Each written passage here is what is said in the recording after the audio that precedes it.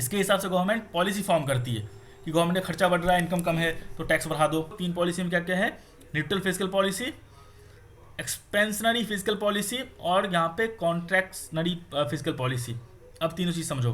Neutral physical policy का मतलब क्या हो गया, गवर्नमेंट ने 10 लाख करोड़ का रेवेन्यू किया और गवर्नमेंट का 10 लाख करोड़ का खर्चा है, जो कि नॉर्मली होता नहीं है।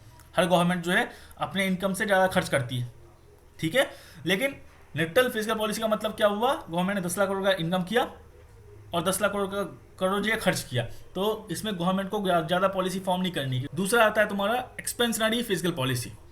एक्सपेंशनरी का मतलब होता है जब इकोनॉमी जो है बुरी स्थिति में हो और उसको मुझे ट्रैक पे लाना है, ठीक है। तो ये फिजिकल पॉलिसी कब होता है, physical measures when government spending exceeds its income.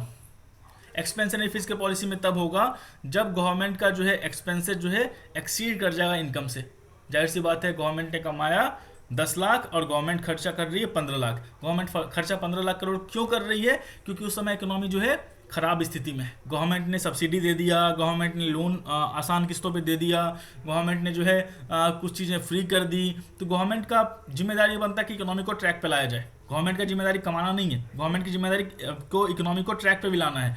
तो मान लो एक्सपेंशनरी फिजिकल पॉलिसी का मतलब क्या हुआ, कोविड के बाद जो मेजर्स गवर्नमेंट ने लिया वो किस में आएगा, एक्सपेंशनरी फिजिकल पॉलिसी में। इकोनॉमी बुरी स्थिति में थी, गवर्नमेंट ने क्या बोलते हैं बैंक से EMI की छूट दी 3 महीने तक या 4 महीने तक, 6 महीने तक, जो भी है, और बहुत सारे इनिशिएटिव लिया।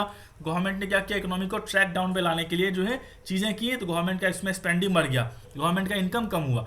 जहाँ पे गवर्नमेंट का एक्सपेंस ज़्यादा है, इनकम कम है, तो गवर्नमेंट वहाँ पे लोन लेगी, अपने एसेट को बेचेगी।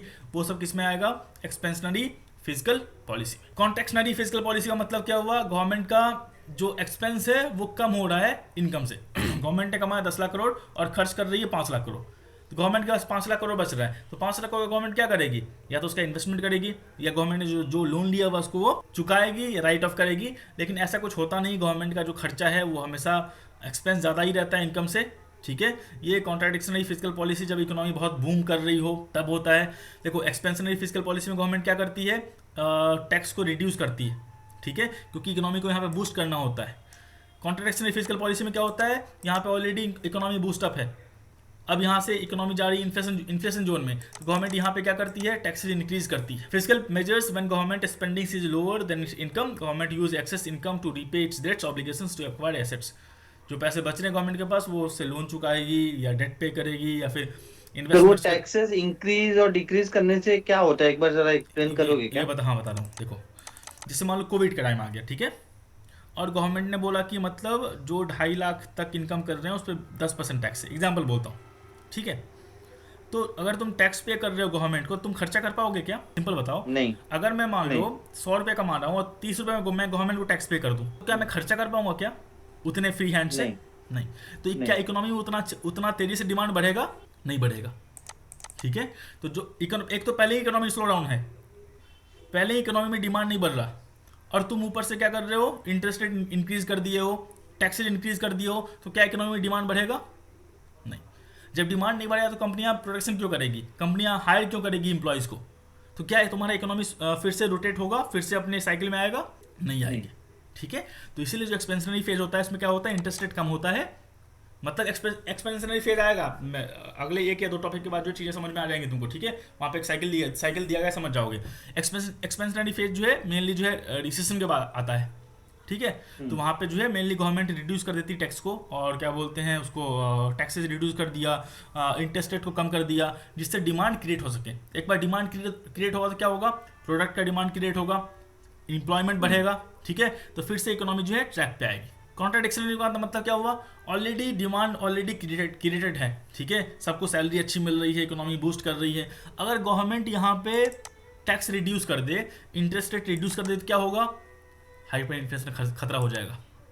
डिमांड तो ऑलरेडी है, तुम सप्लाई नहीं कर पा रहे हो, और इसी डिमांड में तुमको इंटरेस्ट रेट भी कम मिल जाए और टैक्स भी गवर्नमेंट बहुत कम कर दे, तुम्हारे पास तो बहुत पैसे चले आएंगे, ठीक है।